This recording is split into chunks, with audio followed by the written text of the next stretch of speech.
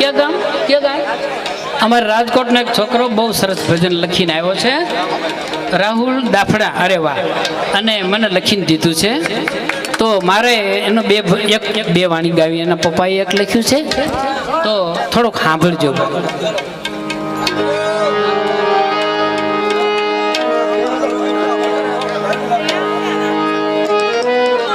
અટક્યા કામ ઉકેલવા આવે જાદવરાય, એના પગલા પાવન થાય, એવી જીવન તારી ઝૂંપડી.